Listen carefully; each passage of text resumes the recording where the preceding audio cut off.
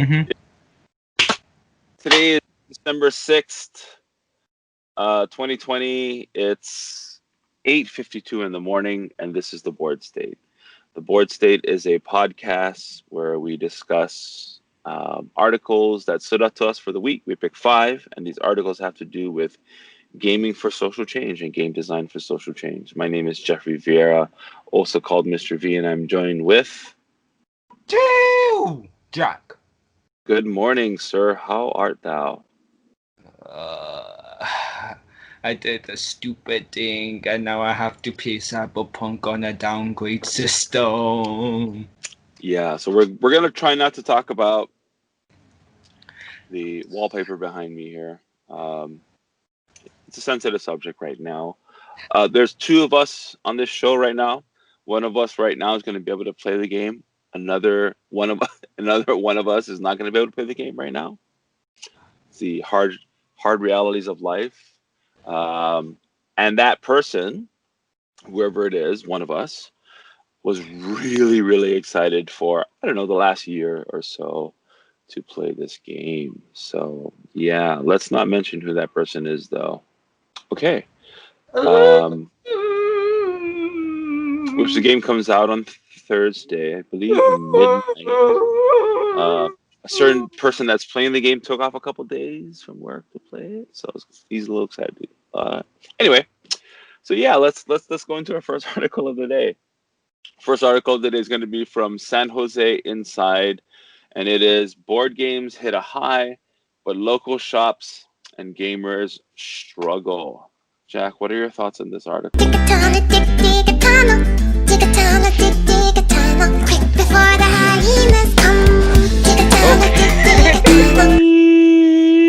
We got to remember to beep that one out. Oh, yeah. But, and this is one of the things that you're going to see constantly throughout the days coming years. Because as much as it was a benefit, the pandemic helped out gaming and allowed gamers to express themselves and allow more people to come into the industry, we're going to see a decline in small businesses throughout the board, which means we're going to see less LGSs or local gaming stores.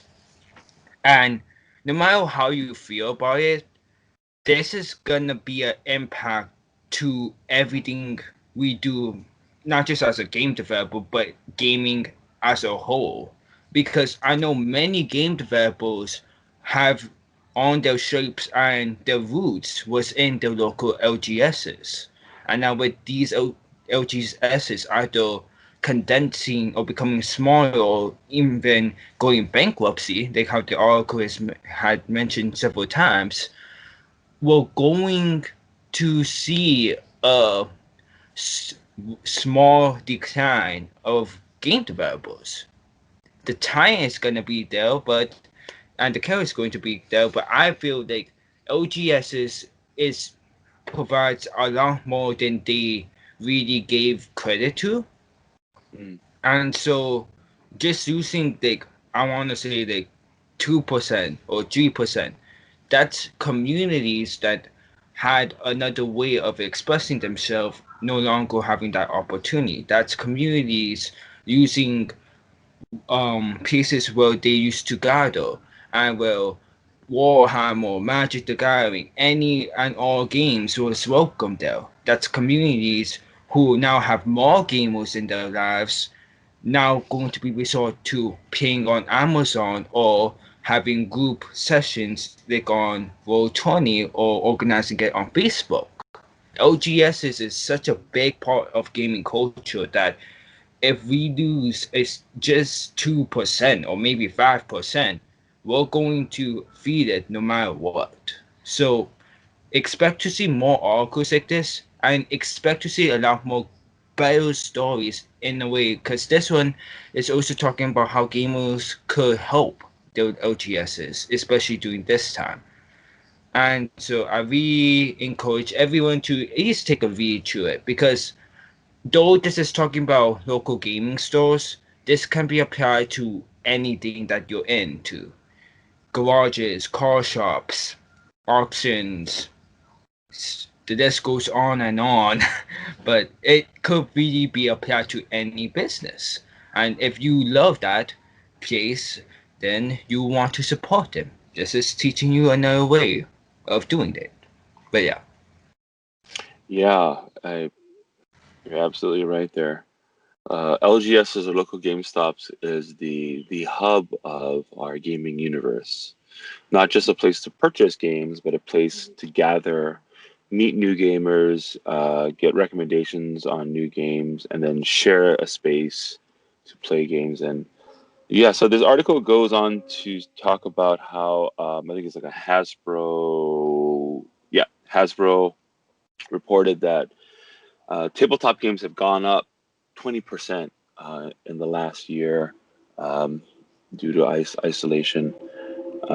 For all of us looking to escape the throes of, of daily life in a gaming experience, and yet our local game stores are beginning to struggle, obviously, because we can't meet.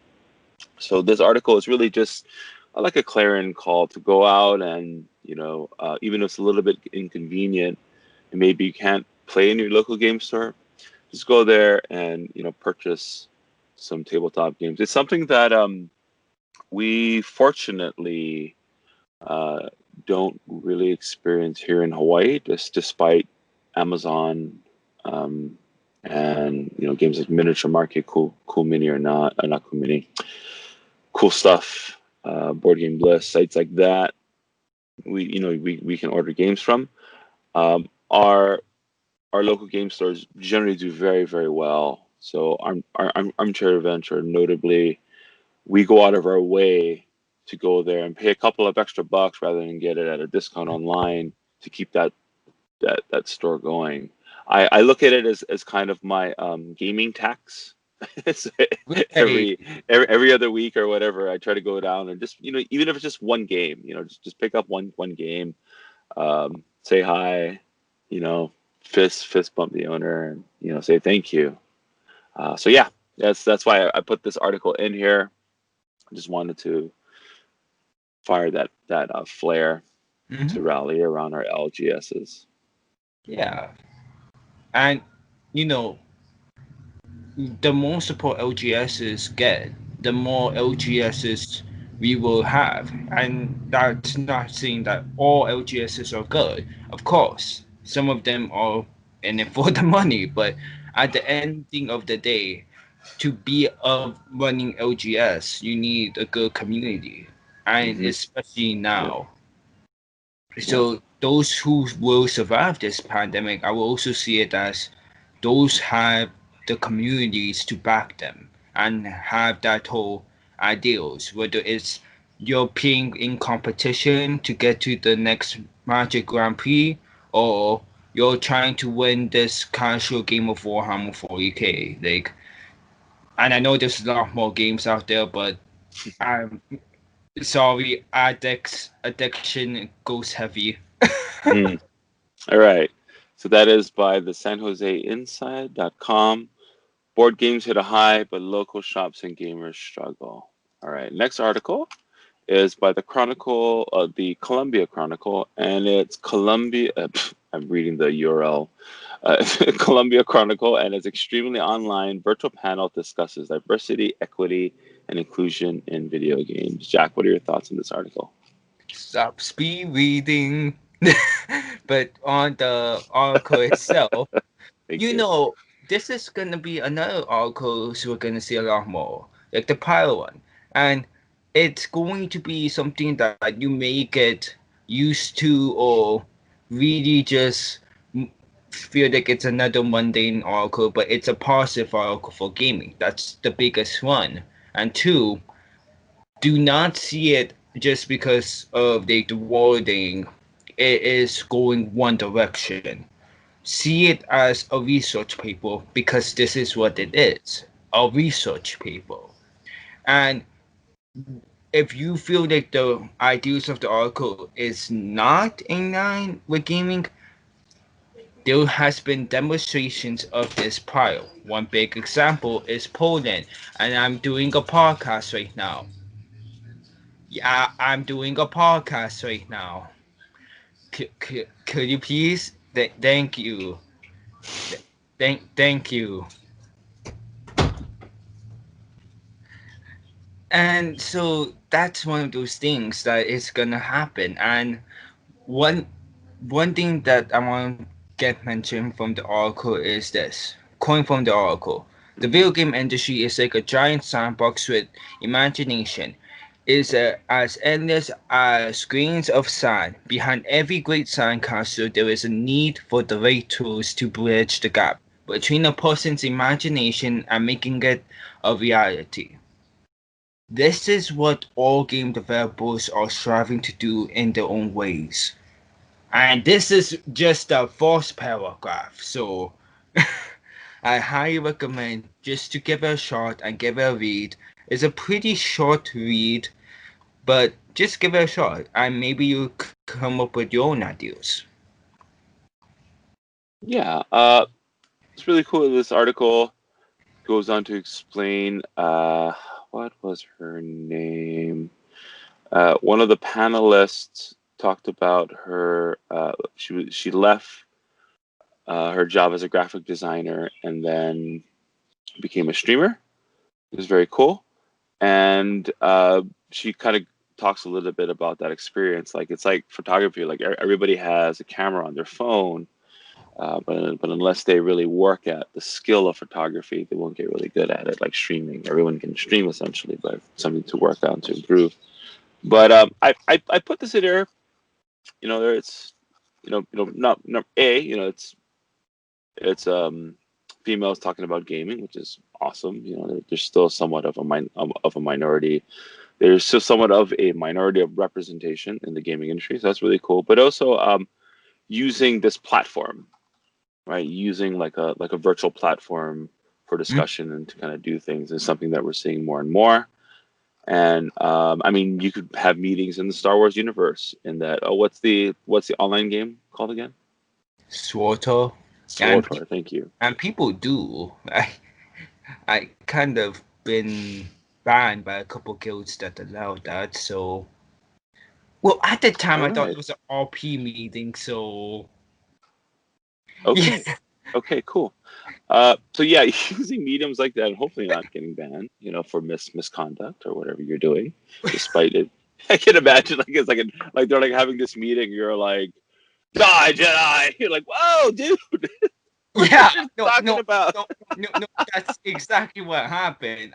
Because it was an Oh RP boy. guild, and out of nowhere they had like a meeting, and it wasn't on the event. So I was like, oh, this must be a role playing offshoot. And I was role playing, and only till later I got reprimanded and said to leave the guild for a temporary time. Jack, Jack, Jack, Jack, Jack. Well, nobody they didn't put it on the event schedule, so I thought, okay, it must be one of those role playing guild, role playing events that's on the side. It's interesting how this narrative seems to follow you from like our role playing games. Nobody told me. All right, all right, all right, all right. So that is the extremely online virtual panel discusses diversity, equity, inclusion in video games by the Columbia Chronicle. All right, next article is by Niagara Frontier Publications, and it is Niagara University partners with St. John's and DePaul universities to establish Bicentennial Cup Esports Tournament. Wow, Jack. And this is another thing we're going to see a lot of esports, and eventually you're gonna hate it as much as regular sports. But Right the now, thing about the pandemic is that esports, especially with genres that is known in the leagues to provide awesome gameplay and awesome matches, are getting so popular thanks to this pandemic. And because of that, a lot more schools are becoming more and more interested in the idea of showcasing not their school pride, not just in the real form, but in the virtual form. And this will also allow athletes to demonstrate themselves in another shape and form. While most people could, in America at the very least, we assume football players to be the main pinnacle of American sports. But now esports are becoming more of that, as we see a lot more sports fans from all over, from basketballs, baseballs, even football, both American and European, to come over and just watch these games. And it could be off of Twitch, it could be off of YouTube Live. It's not just off of these conventions that we see when League hosts, for example. League of Legends hosts this awesome convention for the Worlds. But usually, most of their competitions are being hosted off of Twitch chat or YouTube Live. This transition from digital to digital is really smoothest. So you're going to see a lot more universities going to take the initiative and bring not just their sports teams into the ring, but also come up with things like this. A whole bloody cup on esports extravaganza, basically. Mhm. And these three universities really allowing not just their esports communities to grow, but to show to others that there's a market for people to watch, and we're going to tap into this. You could come once we after this year, but we're the first guys doing this. So we have the elders rights or whatever, and it could be just as easily done here in Hawaii, where you could have the only UH esports teams and or only the state of Hawaii esports teams, and that content may be interesting because now it's going back to the whole idea of high school versus high school. Oh, Nanakuri versus Waianae. That whole idea. So overall, just this cup being initiative is already gonna boost gaming throughout. From game developers who now have new ideas, not just a tycoon simulator, but now also like you can make a game about students who don't who is trying to become an esports team. You could there's newer ideas for game developers now here. For the players, this is a new way of gaining recognition for what they do. And vice versa. This is basically gonna help everyone. Yeah, And yeah. yeah. One of the things I want to underline what you were saying is that esports isn't just national. Like Mm-hmm. you could have the American esports team for whatever game go up against the European esports team or Chinese esports team or whatever, right? I think that's really cool. And when a lot of like future sci-fi books, it's kind of like that. It's always like these global kind of competitions, right? So it's a different kind of mindset thinking about not just like localized events or sports. We're kind of thinking, or like even galactic, right? Like Mm-hmm. the Earth Federation, versus the Mars Federation or whatnot. The other thing I think is really cool with most of these esports events, the funds go to um, like for this example, the funds are going to the Rendu Fund, which is a special account administered by campus ministry and used for other assistance to students with food, supplies, and transportation needs. So a lot of these like kind of gaming events, like games done quick and things like that, they go to some kind of a nonprofit kind of holistic and endeavor, which is fantastic, right? It's not these dare I say, well, I know that in some like Overwatch champions or I think League of Legends things, there's sponsors, right? There's Razer and things like that. They'll Right. sponsor, but generally, the funds, a portion of these funds, especially at the grassroots level, these funds will go towards some kind of a good organization to feed the homeless and whatnot, which is awesome. And that's just kind of a standard, right? It's something Mm-hmm. that if you're gonna watch some kind of esports event, you're gonna not predict.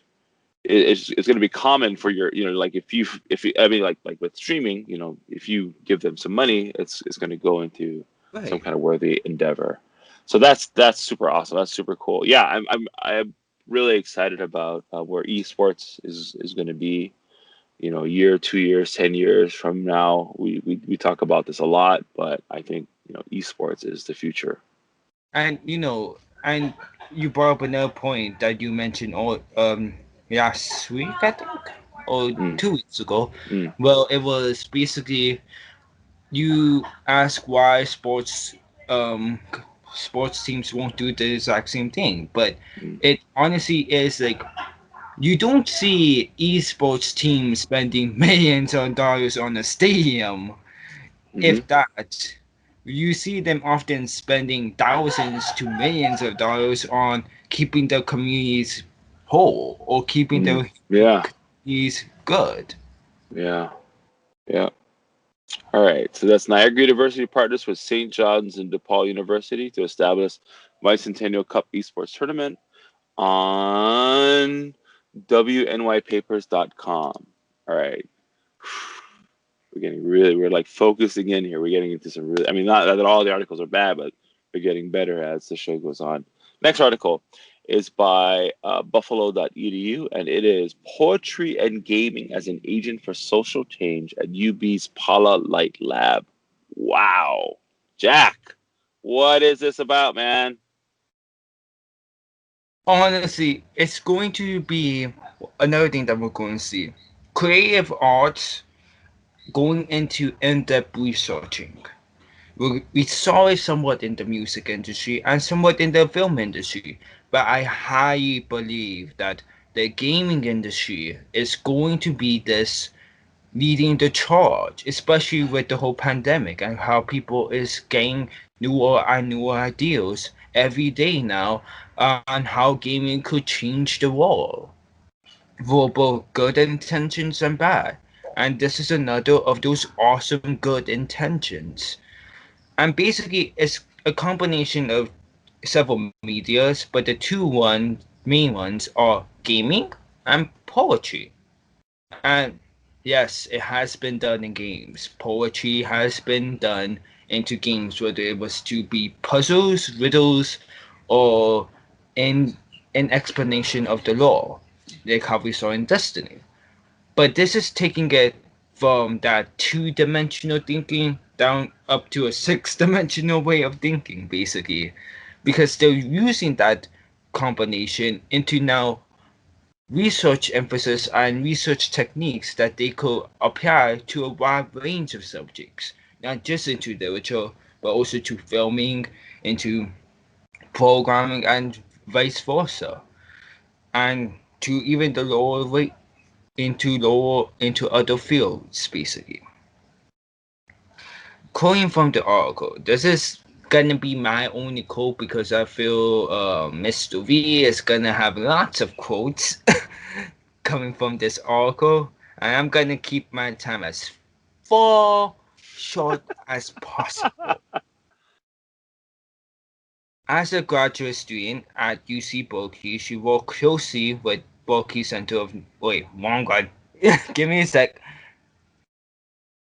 Those were great models. They were a poet and a new media artist whose debut poetry collection, Love Robot, was named a 2017 Best Book of Poetry by Anthropology magazine. When I received a Sunny Diversity Faculty Fellowship, I wanted to take what I learned from those experiences and begin a lab at UB focused on queer and feminist media. Take it. I know several of you may feel okay, this may stray too out of my views. I rather I highly encourage you just to read this one just to find out if you have opposing views, to find out what the other side is thinking, and to understand because that's how we actually get awesome stuff done. We understand each other. We don't have to agree with each other, but we need to understand where each other is coming from. And by reading articles like this, it will allow you to understand where the other side is coming from if you have opposing views. So I highly encourage you, take it. I do not want you to be reading this and punching your desktop or laptop or burning it. I just want you to read it and have fun. Whoa. All right. Another cool find So this initiative is built around the Pala Light Lab, right? Pala Light Lab is thinking, applying those energies both within and beyond its creative community. The lab emphasizes gaming and poetry, and the innovative ways technology and equity can intersect in particular ways. Very cool. And yeah, so one of the examples is, so this may stray from your political views, but I think the concept and idea of what they're doing goes beyond the political views. So they made a feminist poetry machine, right? So, and it's kind of gamified, and yeah, it's this machine that I guess puts like maybe like cut up words together, and then you draw it, and maybe have some randomized poetry, much kind of like how Burroughs and Geisen did the cut up techniques a while ago. Yeah, this is cool. I think the most important takeaway from this is, one, you have to highlight what these folks are doing down in the lab, but also where gaming can be applied, right? That's something that we bring in our article. The articles that we find time and time again is, this is this cool thing that gaming's doing. This is this other cool thing that gaming's doing. This is this other cool thing that's gaming doing. And this is another cool thing that gaming is doing. So very awesome find, Jack. Yeah, really, really cool. And it's super DIY too. That's one thing Right. I love with this. They just got started. They figured out how to put this thing together, and they made it, right? I'm sure they're not all engineers. They might have some engineers, but in my mind, like, you don't need to be an engineer to make things like this. All that information is essentially available online. The key is just to start building something. Yeah. All right. And one other goal is we want to bridge sterilization and creation as part of an ongoing convention about gender, race, sexuality, and justice. You're going to see game developers focusing on these topics, whether you want to or not. So this is just another way of expressing creators. Mm-hmm. Yep. So that is Poetry and Gaming as Agents for Social Change at UB Pala's Light Lab. All right. Final article of the day, and my favorite article. This So there's is a lot my of content in this one, folks, but it is worth the read, my friends. And this is by arstechnica.com, and it is Meet the New Generation of Puzzle Makers bringing. Jack, what is this article about? Whew! honestly, at first you reading this, you're gonna be like, oh, it's gonna be about the um what was it, escape rooms. Um, it goes into the article, but it's like Yep. talking about like escape rooms and stuff and how they evolve. Wrong. It's talking about the topics, Wrong. basically mystery, and that whole idea of, oh my god, well, how far is the Dale is going? And we're not talking about Sherlock Holmes mysteries. We're talking about I Love Bees, ARGs that we knew now that it's from like it was trying to do like a marking stunt, but back in the day, it wasn't clear on what they were doing, and well, all of the encryption and codes was super hard to get into, to the point where there was forums and active feeds. ARG still do it today, but the root of escape rooms wasn't this whole thing that came out of nowhere. It came from those ARGs. And that's probably one thing I did not know, but the article gave you like, oh yeah, a spotlight on in particular. And that was very awesome. And it goes even more in depth, talking about how that type of mystery is ingrained with us, even though we don't see it as such. Because every one of us is an explorer of somewhat, whether that is exploring unknown lands, exploring books, exploring ideas, exploring topics, exploring debates. These things have different ways of travel and different methods of understanding it. But what is arguably to say is that I after reading this article, I believe the best way to find out if you're explorer is to play one of these games. Now, and let me quote from the article couple times, okay? So bear with me. But quote one, I wanted to make something. This is coming from a developer who is being interviewed for this article. Quote, I wanted to make something that was blurring the lines between fantasy and reality, Orkov said, describing the tale of all, as well as her up-and-coming game, The Emerald Flame. I tried to keep the game elements kind of obvious because I had played a couple of things before where I didn't really know where the edge was, and it ended up being really frustrating. Mm. These game developers that is making these new mystery games, these new ARGs, are experiencing those failures of the past devs and the success of the other devs. And they want to understand and learn from these lessons. And that's the biggest thing. Learning from your mistakes and learning from your success. Because of that, I'm pretty sure her game is now going to be even better. Mm. Because she took that time in realizing, oh wait, though there's some people who like this in-depth mysteries, others won't. Others will be it will be a massive pain for them. So that's very, very like big in my eyes. Man. The second thing Mm-hmm. also is another quote, but this time is from Mikazu. Mozuk?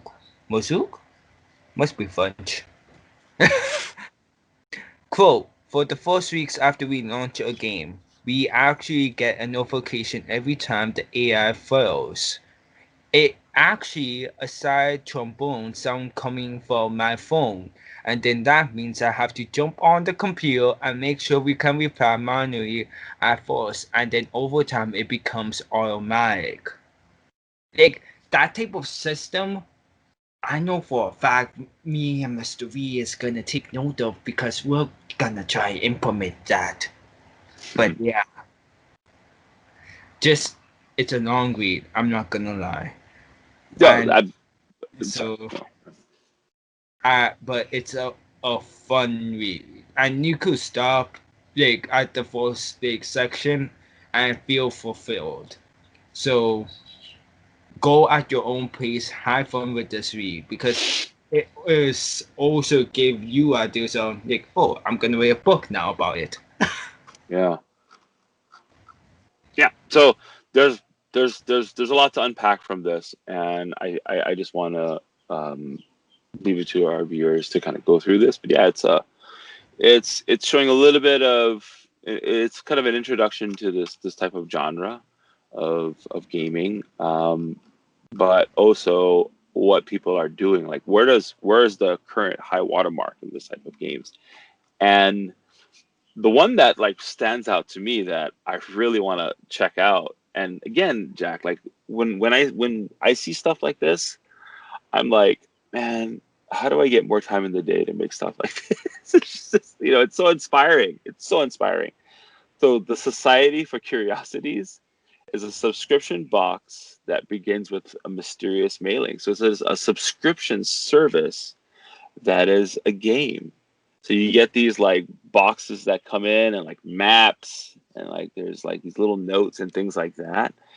And there's a game there. Like, oh my Yeah, God, how genius is that in this time of COVID to create a gaming subscription service like this? That's like unbelievable.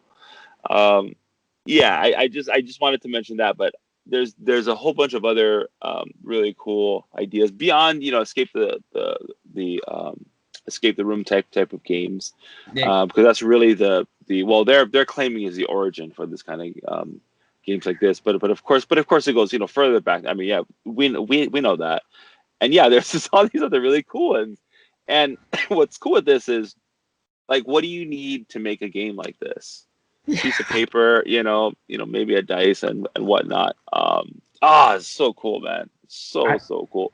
I could imagine someone just like as like a rich male, like really, really like no joke, like making this template, but like with different locations, but it's abandoned now. Mhm. Okay, I should shut up before I get more ideas.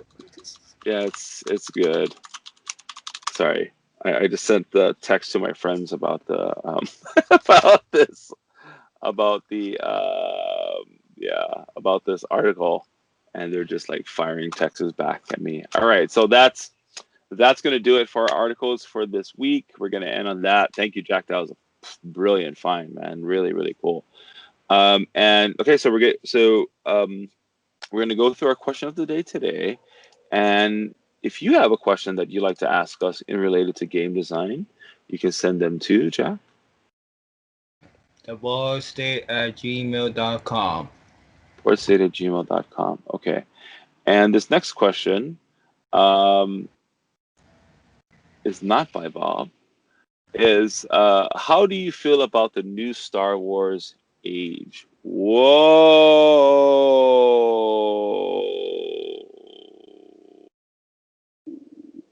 I don't know. I don't really have an opinion on this. What are your thoughts, Jack? Oh, thank God. Because, okay, full disclosure, I grew up off of the prequels. I still found it a bit poopy and easy, but the best movie out of them was not Attack of the Clones. Oh, Uh, those prequels. I'm yeah, sorry. Okay, yeah. I thought you meant the original three. I'm like, dude, I'm hanging up this call right now. No. In my order, I kid you not, the best Star Wars, the top four, in my opinion, is the first one is going to be Empire, second one New Hope, third one is not Attack, Revenge of the Sith. My reasoning for it is because Order 66, I love that scene, and I love the Bible Force. And after playing Battlefront 2, yeah, but that's the thing. I had to play Battlefront 2 in order to get even more. If it wasn't for Battlefront 2 or me going to the Clone Wars, Revenge of the Sith will probably be my sixth or fifth. Yeah, yes, class. Battlefront, Star Wars game, EA's. Uh, you're playing through that Execute Order 66 in that game. No, I'm talking about the original. But you play through that? Yeah, the original Battlefront 2. I never played any of those because EA and stuff No, like that. no. I'm not talking about the EA one. I'm talking about the original one. Well, the clone, it's like the 504th journal, and I'm sorry, I'm not aware of this. Please yeah. enlighten me. Please enlighten So me.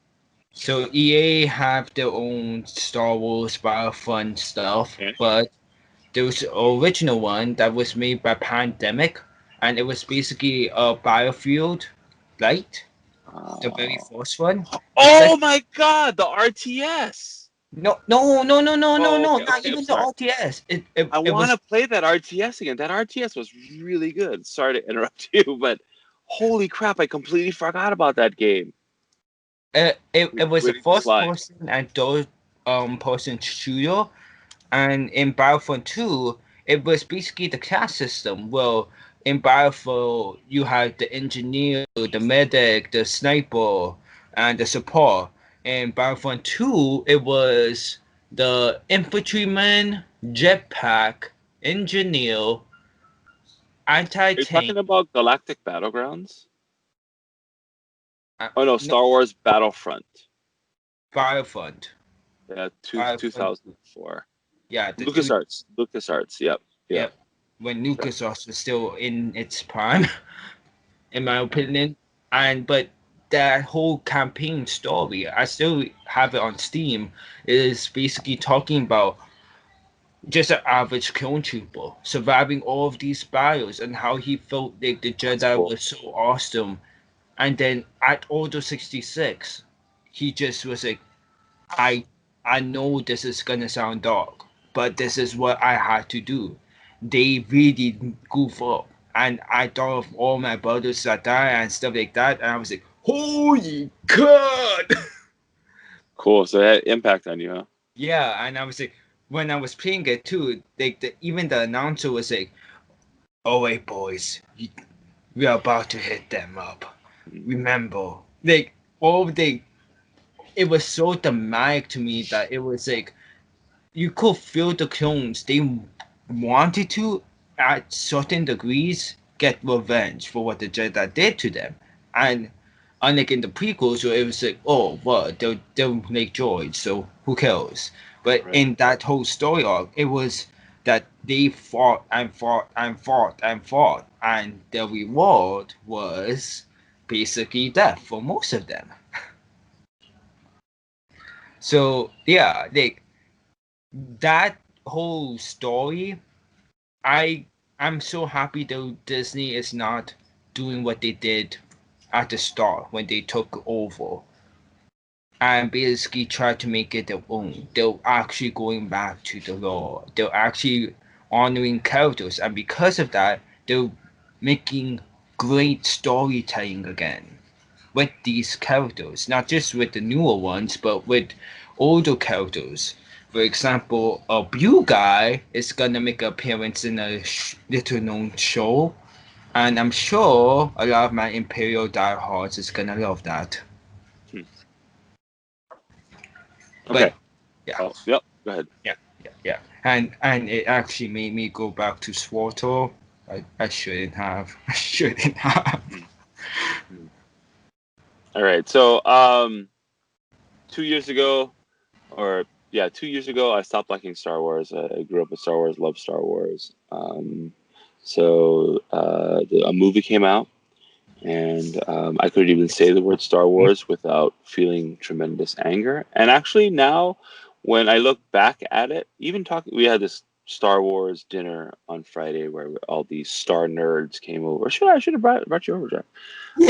And no, I had these like really. I just sat back and listened to these like academic Star Wars scholars talk about what's happening in the Mandalorian and whatnot, and it made me realize even more so how blasphemous those movies were, the last ones, because what Favreau did in the Mandalorian is like he did things correct. You know what I mean? Like it's like in 15 seconds he answered the question of all this canon. Like in like just one little sentence, we're like and it's like wish fulfillment. You know, we're like, oh, thank you for that. You know, I've waited my whole life, you know, for somebody to say this thing, and you gave it to us. You know, Mm-hmm. right? You know, so Yeah. the opposite of that is those movies where it's like I've waited my whole life for, you know, to see what happened, and you did the worst possible. Like you kicked me in the nuts. You know, it's like, you like Star Wars so much? Look at this.